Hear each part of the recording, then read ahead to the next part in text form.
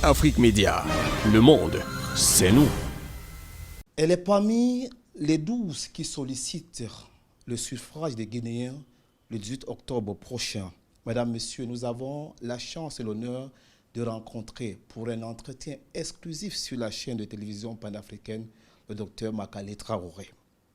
À quelques jours de l'élection présidentielle ici en Guinée, le docteur Makale Traoré se présente sous la bannière du Parti de l'action citoyenne par le travail. Je m'engage pour servir la nation, c'est le slogan choisi par cette dame et son parti politique.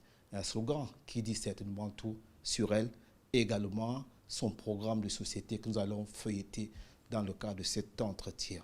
Docteur Makale Traoré, bonjour et merci de cet honneur que nous vous accordez sur la chaîne de télévision panafricaine. Bonjour, c'est avec beaucoup de plaisir que je vous reçois. Merci. Alors, vous vous engagez pour servir la nation guinéenne. Comment comprendre cet engagement? Pourquoi vous vous engagez tant? Je m'engage aujourd'hui politiquement, mais depuis des décennies, je suis une femme engagée pour le dialogue, la préservation de la paix dans mon pays, engagée pour partager ce que j'ai appris en donnant des cours gratuitement dans nos universités, engagée dans les questions d'autonomisation des femmes, engagée dans le plaidoyer pour influencer les lois, les politiques et les pratiques pour que les femmes accèdent aux postes de prise de décision, engagée contre toute forme de violence, contre la petite fille et puis d'autres. Je fais du mécénat. Et je suis chef d'entreprise. Donc, je suis une femme engagée. Et là, je m'engage en politique parce qu'aujourd'hui, notre pays connaît des fractures profondes et qui touchent toutes les catégories sociales à cause des injustices sociales, mais aussi à cause de la mauvaise gouvernance. Alors, quand on est citoyen, qu'on est attaché à sa patrie, à sa terre, comme j'aime dire, et qu'on a vraiment certaines capacités, un parcours, qu'on a la confiance de nos concitoyens. Tout ce parcours-là est connu par les Guinéens. Je pense qu'il est très important d'avoir accès à la décision. Donc, passer du plaidoyer à la décision, c'est ce que j'ai fait. Mais mon engagement est continu. C'est aujourd'hui qu'il devient politique. Mais j'ai toujours été engagée dans ce pays. Ainsi, vous définissez également comme la candidate idéale pour la Guinée aujourd'hui. Oui, bien sûr.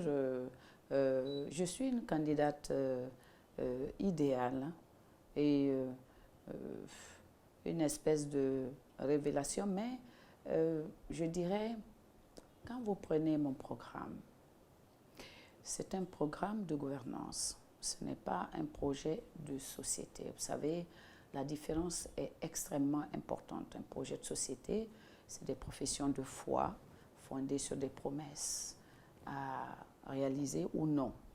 Mais un programme de gouvernance, c'est déjà des engagements chiffrés avec des équipes qui sont déjà en place et qui travaillent sur la mise en œuvre de chaque engagement. Donc, nous sommes déjà dans l'action. C'est la différence avec un projet. Et je suis également une candidate différente parce que j'ai travaillé sur plusieurs questions dans ce pays. Avant d'être candidate, j'ai été membre du groupe national de contact pour la Guinée et aussi dans plusieurs pays en Afrique. J'ai toujours pris position pour la nation, jamais une position partisane, parce que je crois beaucoup à la citoyenneté, je ne crois pas beaucoup au militantisme. Je suis aussi différente parce que le parti que j'ai mis en place est un parti qui n'est pas fondé sur le militantisme, il est fondé sur la citoyenneté. Vous voyez, c'est une nouveauté. Tous les partis parlent de militants, mais je me dis, en ayant fait un peu le bilan de notre parcours en ce qui concerne la pratique démocratique dans notre pays, nous constatons que le militantisme a fait beaucoup de mal dans notre pays et ça continue. Depuis des décennies, ce pays n'est pas en paix, même s'il n'est pas en guerre. Il n'est pas en paix. Et nous avons réfléchi et on s'est dit que peut-être il était important de proposer quelque chose aux Guinéens. C'est ce que nous avons fait, partie de l'action citoyenne par le travail. Nous sommes également différents par rapport à notre façon de mener la campagne. Vous savez, quand vous avez un programme, vous proposez ce programme, vous parlez de ce programme, vous partagez ce programme. Vous n'avez pas le temps de vous occuper des individus, ni des bilans des uns et des autres. Parce que les bilans... C'est ce que vous faites sur le terrain. C'est ce que je fais sur le terrain. Je ne fais pas de grands meetings, je fais des rencontres citoyennes sur les places publiques, dans les marchés, dans les clubs, etc., etc. Et quand je traverse les régions, je m'arrête dans les villages. Jamais ça ne s'est fait dans notre pays. Et souvent, les gens m'ont vu à la télé. Ils sont très contents de me voir physiquement. Donc, vous voyez, je pense que je peux rassembler les Guinéens. Je l'ai toujours fait. C'est-à-dire, j'ai un langage qui est crédible.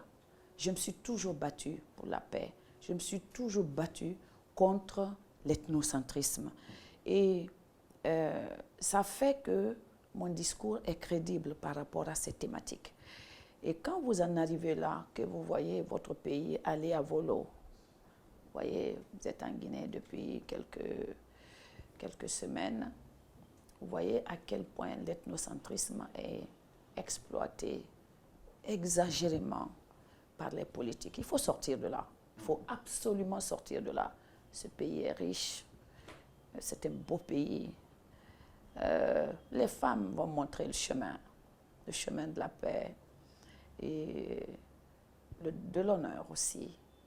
Parce que vous savez, à un certain niveau, le Guinéen cesse même d'être fier de son pays. Et ça, c'est un déshonneur. Donc, je pense que je peux montrer aux Guinéens le chemin de l'honneur, le chemin de la paix et la prospérité partagée. Ce pays est riche, mais les Guinéens sont pauvres. Alors, et vous êtes sur cette voie tout au long de la campagne qui a commencé depuis un certain nombre de temps. Alors, docteur Makale Traoré, dites-nous quel est un peu l'écho de vos descentes sur le terrain? Quel est un peu le niveau de réceptivité que les Guinéens de partout ont du discours que vous tenez en ce moment? Bon, on le verra au soir du 18 octobre. Mais ce que je constate sur le terrain, c'est que justement, les Guinéens trouvent que le message est nouveau. Ils trouvent que le programme est concret. Les Guinéens trouvent que j'ai une campagne civilisée, c'est-à-dire une campagne qui n'est pas violente, mais qui dit, avec des mots forts, ce dont les Guinéens souffrent, comme vous venez de l'entendre. Et il y a une fermeté. Et cette fermeté et cette rigueur, je l'ai toujours eue. Je ne suis pas inconnue par les Guinéens. Il y a surtout une adéquation entre ce qu'ils savent de moi et le discours que je leur tiens. Je sais que les jeunes et les femmes qui constituent mon programme, les priorités de mon programme présidentiel, bien sûr, il y en a d'autres. Mais c'est vrai qu'aujourd'hui, je pense qu'il faut être politique plus que d'être politicien. Le politique dit la vérité, ce que vous pouvez faire. Vous n'avez pas besoin d'inventer la lune. Dites juste ce que vous pouvez faire. Le politicien pense qu'il faut tout promettre pour amadouer. Mais on est au XXIe siècle. Quand vous parlez aujourd'hui, demain, on vous rappelle ce que vous avez dit. Donc aujourd'hui, il vaut mieux être politique et c'est ce que j'essaye de faire. Je ne promets pas la lune à mes compatriotes, mais ils savent que ce que je promets, je le ferai. Ils savent que les engagements que j'ai pris seront tenus. Et ça fait que vous avez dû constater que, bon, il y a un engouement réel au niveau des jeunes qui constituent quand même 74% de la population. Vous avez les femmes et les filles qui sont très mobilisées. Vous savez des signes qui ne trompent pas.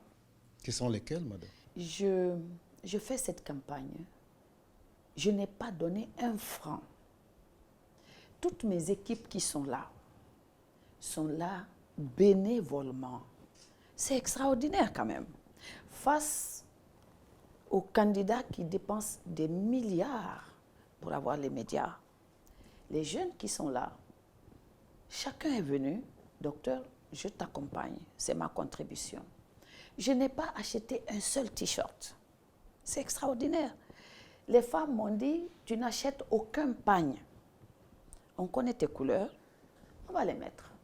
Donc regardez les images, ce n'est pas moi qui ai acheté les t-shirts. Les jeunes, ils se font les t-shirts, les femmes vont acheter, c'est du blanc-orange. Donc elles vont s'acheter des tissus et puis elles se font des tenues pour me recevoir. Je pense que c'est un déclic important. J'ai toujours dit que la renommée ne se fait pas par l'argent, elle se fait par votre moralité. Et je tiens à ça. Et on va sortir de tout ce gâchis-là politique parce que tous ces milliards peuvent être utilisés autrement. Et le message que je dis aux Guinéens,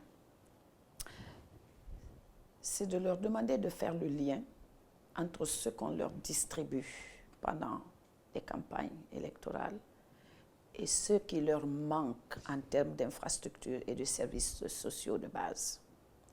Quand vous voyez tous ces milliards, on peut avec ça construire des centres de santé. On peut améliorer les conditions de l'enseignant, les conditions de l'enseignement. Vous avez des salles de classe, quand il pleut, les enfants ne peuvent plus étudier.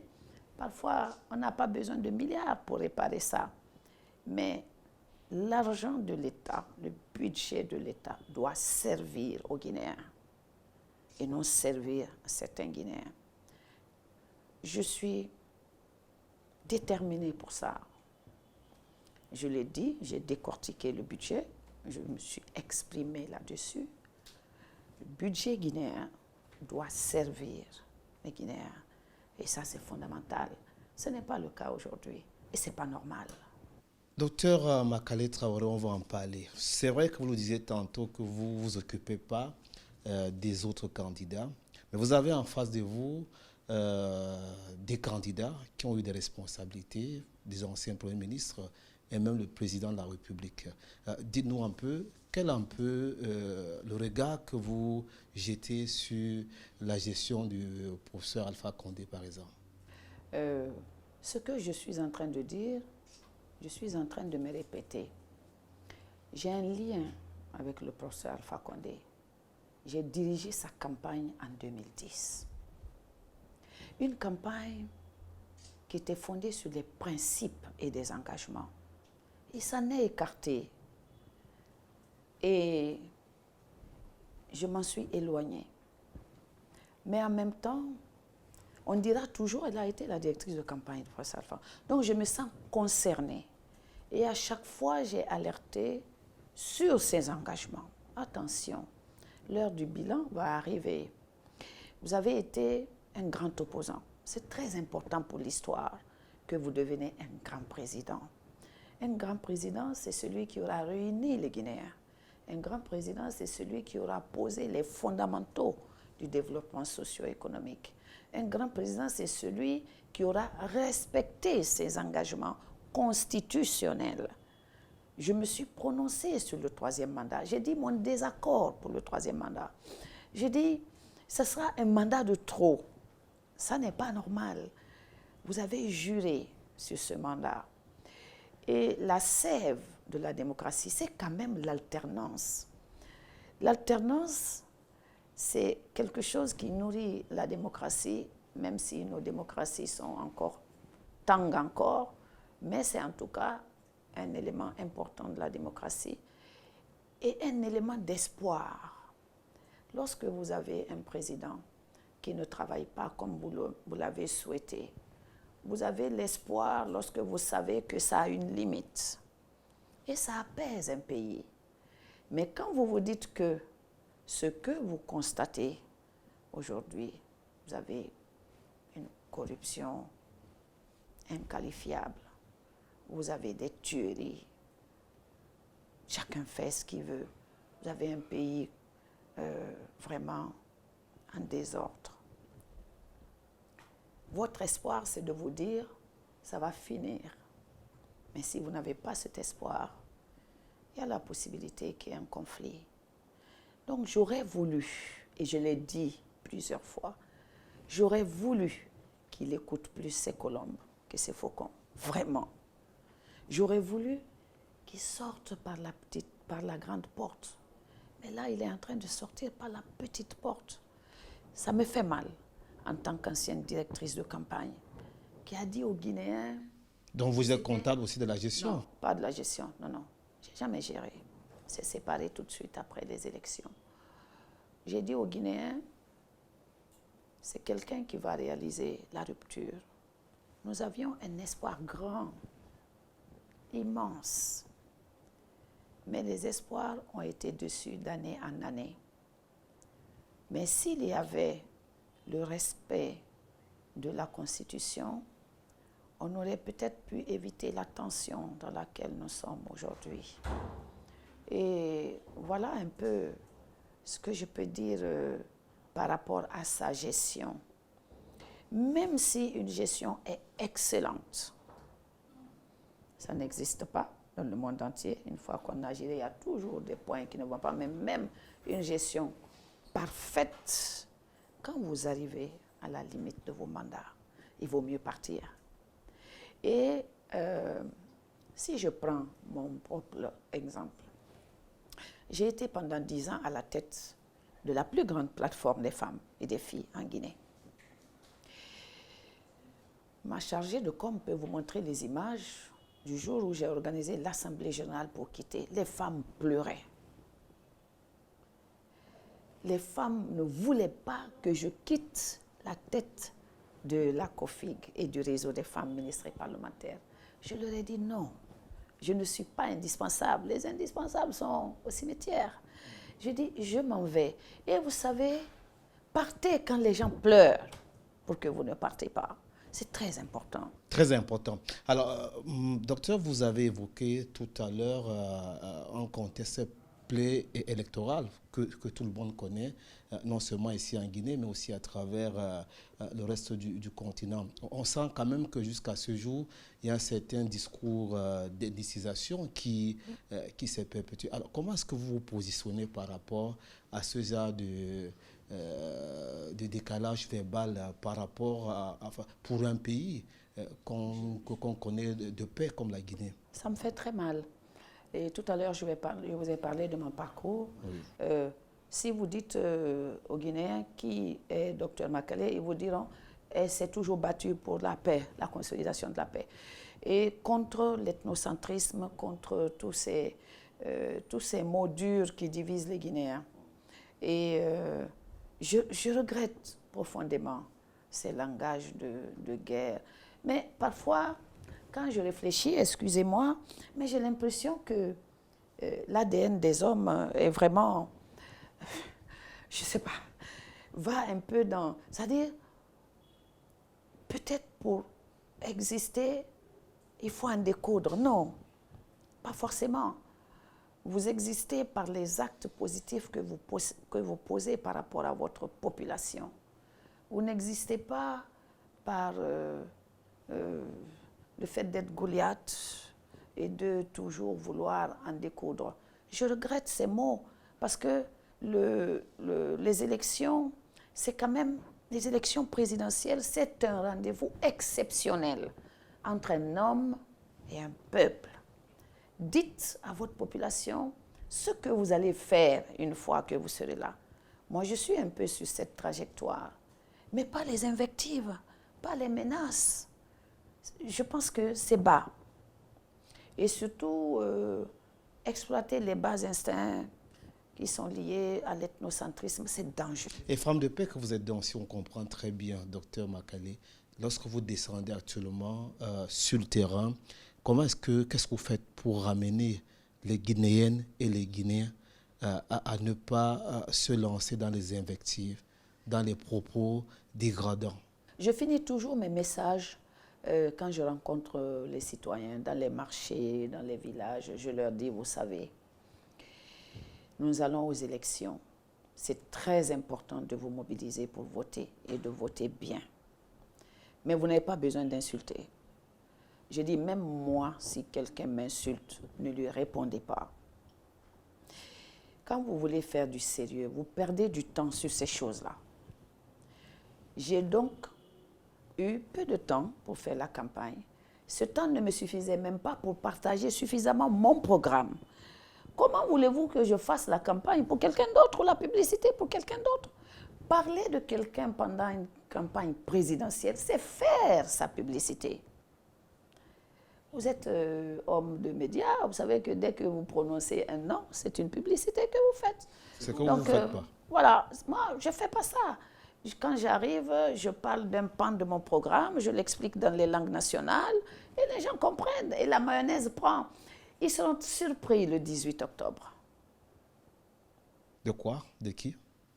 Du résultat que je vais obtenir. Docteur Makale Traoré, on vous a suivi tout à l'heure. Vous avez fait savoir que vous avez eu à diriger ici en Guinée une très grande plateforme des femmes. Alors, vous avez également fait pas mal de choses pour la jeunesse. Dites-nous un peu, dans le dispositif de votre programme que vous proposez aux Guinéens dans le cadre de cette présidentielle, si jamais vous gagnez ce que vous avez déjà commencé à implémenter cela, quelle est un peu la place? Qu'est-ce que vous proposez aux femmes, aux jeunes? Merci beaucoup. C'est un programme de gouvernance en 10 catégories d'engagement. La première catégorie, c'est les engagements pour l'inclusion sociale, économique et financière. Pourquoi? Parce que les injustices sociales, on en a beaucoup vécu en Guinée. Et je pense qu'avant d'arriver aux fondamentaux économiques, il était important que dans le cadre d'un programme présidentiel, qu'on réponde un peu à ces injustices-là et rétablir une espèce d'égalité de chance. Donc, vous avez le programme présidentiel. Et dans ce programme présidentiel, vous avez un ensemble de fonds qui vont être mis en place, un ensemble de politiques et de programmes et qui peuvent être répartis en 3 catégories. La première catégorie, c'est la création d'une caisse nationale pour l'égalité de chance. Et là-dedans, le premier point, c'est mettre suffisamment d'argent sur la création d'une fonction publique locale. Fonction publique locale qui va nous permettre d'absorber un nombre important de jeunes au niveau des communes, au niveau des sous-préfectures, au niveau des districts et même des villages. Parce que vous savez, il y a de l'emploi dans tous ces endroits-là. La fonction publique ne peut pas se résumer à la fonction publique générale. Parce qu'elle est limitée. J'ai été ministre de la fonction publique et c'est à peu près 120 000 fonctionnaires. Sur 12 millions, avouez que ce n'est pas beaucoup.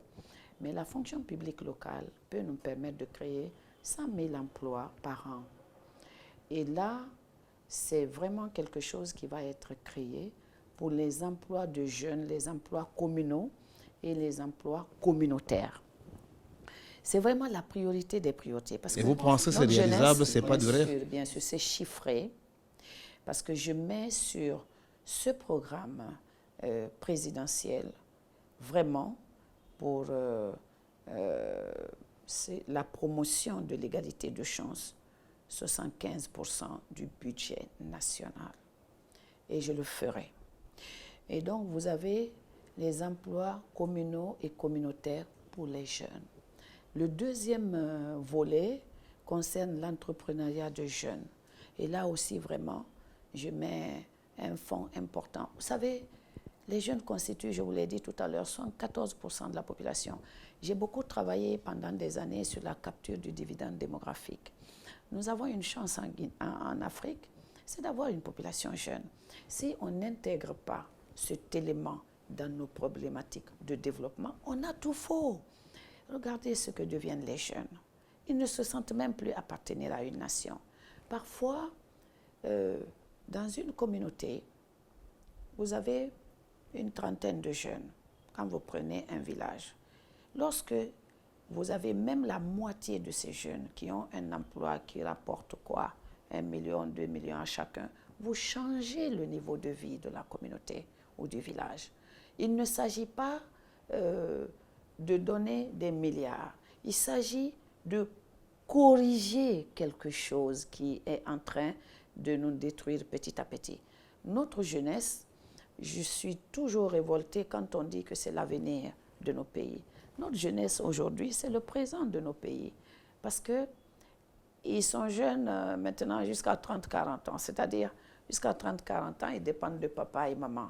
Vous le savez, c'est vrai pour tous les pays d'Afrique. Si vous ne vous occupez pas de ça maintenant, que peut devenir votre pays ou notre continent dans 10-15 ans? La deuxième priorité, c'est les femmes. J'ai travaillé longtemps avec les femmes, comme vous dites, la plus grande plateforme. J'ai été présidente du réseau des femmes ministres et parlementaires de Guinée et présidente de la coalition des femmes et filles de Guinée. J'ai pu faire le lien entre les grandes dames et les petites dames. Vous avez les ministres, les anciens ministres, les parlementaires, etc.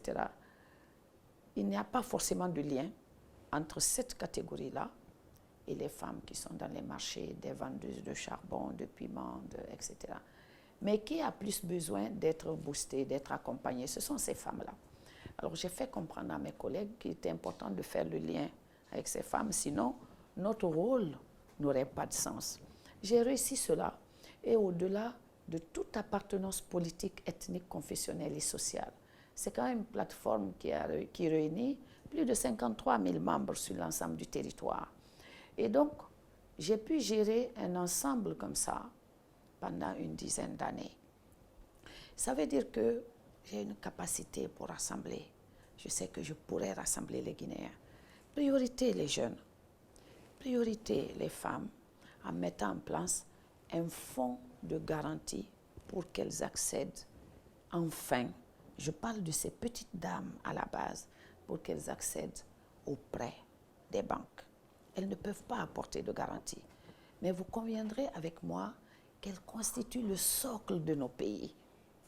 Parfois, je l'ai pratiqué parce que moi-même, j'ai mis en place un fonds avec mes propres épargnes. J'ai mis en place un fonds d'appui à la valorisation du travail des femmes et filles défavorisées. J'ai pu constater que parfois, ces femmes, elles ont besoin d'1 million pour faire un stock de mèches et faire leur coiffure.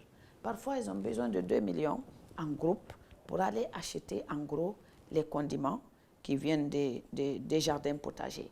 Et puis, ça permet de passer d'une vendeuse d'attiéké qui fait un sac par jour à 5 sacs et de faire une baraque. Ça juste permet de passer d'un palier à un autre.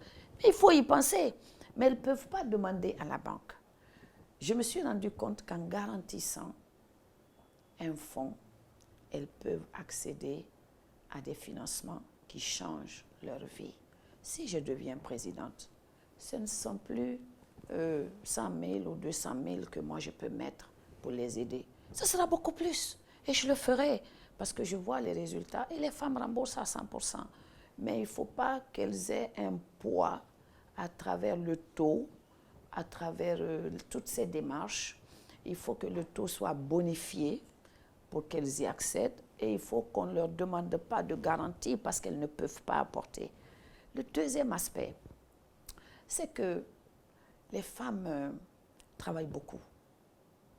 Et ce travail n'est pas reconnu comme étant un véritable travail.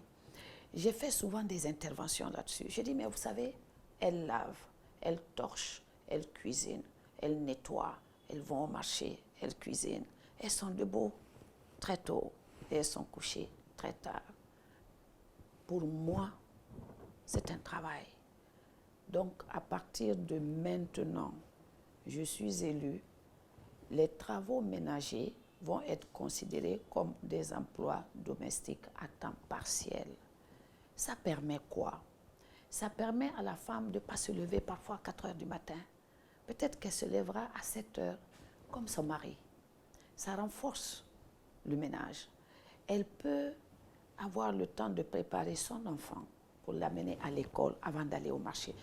Vous ne pouvez pas savoir ce que ça peut apporter dans une communauté. Aujourd'hui, nos petites filles sont violées, mais elles sont violées et j'ai fait une campagne là-dessus. Le volume de petites filles violées est inimaginable. C'est quand on a fait une enquête sur Conakry que les gens ont réalisé à quel point ce phénomène prenait de l'ampleur. Mais elles sont violées quand les mamans sont au marché.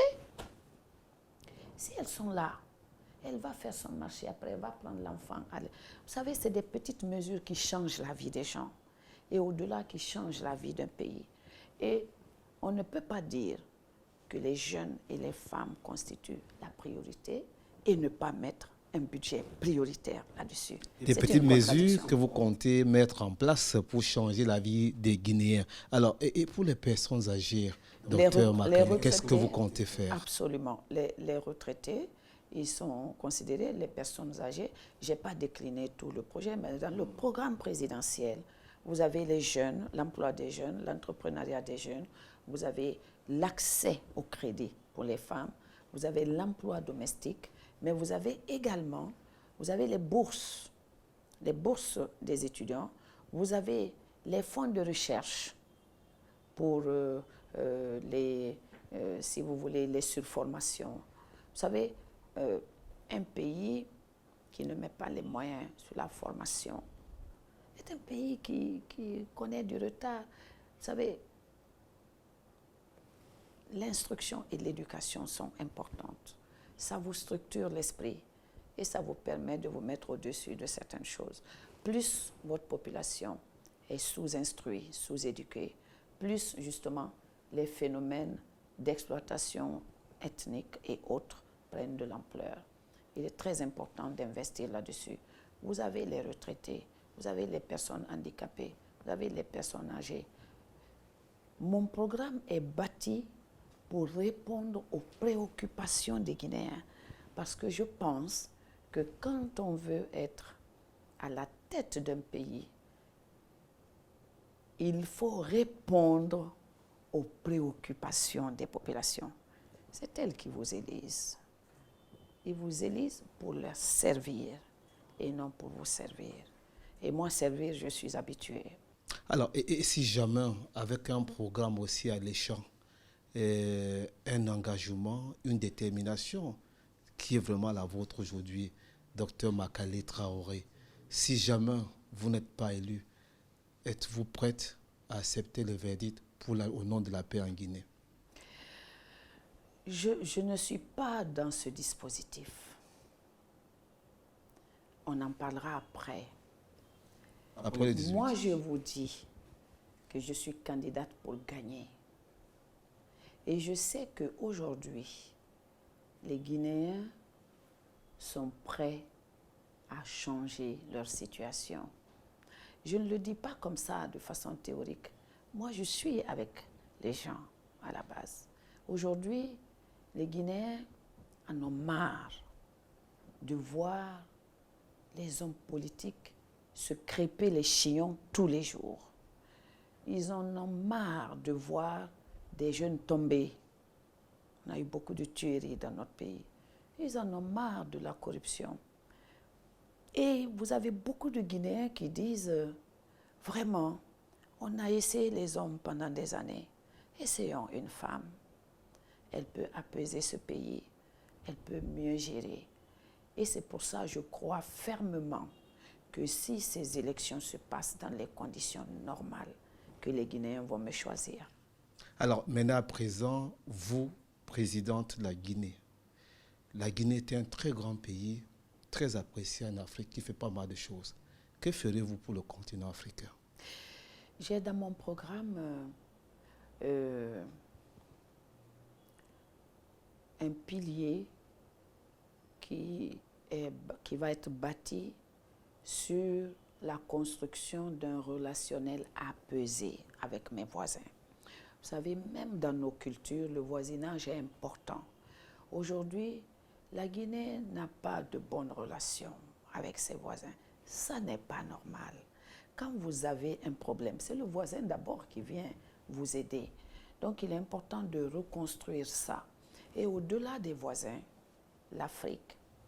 Et il y a une chose qui m'est très chère, et ça fait partie de l'histoire de la Guinée, que l'Afrique puisse parler d'une même voix. Ça vous rend fort. Et je pense que il y a une forme de renouvellement de la classe politique en Afrique. Et le panafricanisme se développe petit à petit. C'est une espèce de retour aux sources. Vous savez, on a pensé, après les premiers présidents, que chacun pouvait se débrouiller. On en a tiré, je pense, les leçons. Aujourd'hui, on se recentre et on pense que faire les choses en solo peut vous rapporter un jour, mais vous n'êtes pas couvert sur des années et des décennies. Je vais travailler à cela. Et je sais travailler à cela, je sais rassembler. Et je pense que l'Afrique ne pourra que gagner en parlant d'une même voix et en développant des programmes régionaux et sous-régionaux. On a aujourd'hui des problèmes d'électricité. Si vous l'abordez en commun, vous pouvez y faire face. Vous avez, regardé, je prends un exemple dans le domaine du sport. Vous avez l'organisation des grandes compétitions. Seul, parfois, c'est difficile. À 2 ou 3, on le fait réussir. Mieux. Donc, vraiment, ce sont des choses dont je suis convaincue. En tout cas, je me battrai pour ça. Voilà, merci beaucoup, Dr Makale Traoré. Alors, cette Afrique dont vous parlez, que vous êtes en train de vanter, est en ce moment toute l'Afrique en train de vous regarder sur la chaîne de télévision panafricaine Afrique Média. Des Guinéennes et des Guinéens de partout, de l'intérieur comme de la diaspora. Quel est le message que vous avez à leur adresser? Je voudrais dire à l'ensemble des Africains que nous avons la chance d'être dans le plus beau continent du monde. Nous avons la chance d'avoir le continent le plus riche. Et nous sommes le continent dont les populations sont les plus pauvres.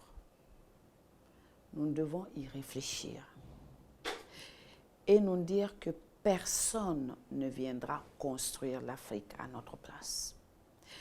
Il nous faut un sursaut sur une justice sociale, un sursaut sans démagogie, travailler ensemble pour nos pays et arrêter de nous déchirer, arrêter de nous battre, arrêter de nous entretuer pour amorcer un véritable développement. Nous avons aujourd'hui une obligation morale de repenser notre pratique de la démocratie. Nous avons pris le contenant et nous avons négligé le contenu. Nous pouvons en discuter, nous pouvons l'adapter et nous en tenir à ce sur quoi nous allons nous entendre. Cessons de nous mentir. Nous clamons la démocratie, sauf que nous ne l'appliquons pas. Nous avons nos cultures qui sont très fortes, peut-être par endroits qui ne coïncident pas toujours avec les principes de la démocratie. Nous pouvons en discuter, nous pouvons adapter, mais il est très important que l'Afrique travaille en vérité et que nous cessons de verser le sang de nos frères et nos sœurs et que nous arrivons à bâtir ce continent. Personne ne viendra le bâtir à notre place. C'est ce message que je voudrais dire et ajouter que les femmes constituent 52% de ce continent. Elles ont joué dans notre histoire un rôle très important. Il faut repenser aussi notre philosophie de la gestion de nos pays en intégrant les femmes et les filles. Il ne peut pas y avoir de développement si vous laissez sur le bas-côté 52% de votre population. Cette prise de conscience, nous devons l'avoir. Elle n'est pas encore là. Nous devons l'avoir. C'est possible. Avec la volonté, c'est possible. Nous avons tout. Nous avons absolument tout pour être heureux. Il nous reste à nous, Africains, de faire en sorte qu'on soit heureux. Il nous reste à nous, Africains, de faire en sorte que nous soyons heureux. Parole du docteur Makale Traoré, candidate à l'élection présidentielle ici en Guinée. Mesdames, Messieurs, merci. Docteur, merci aussi à vous. Merci, c'était un plaisir de vous recevoir. Afrique Média, le monde, c'est nous.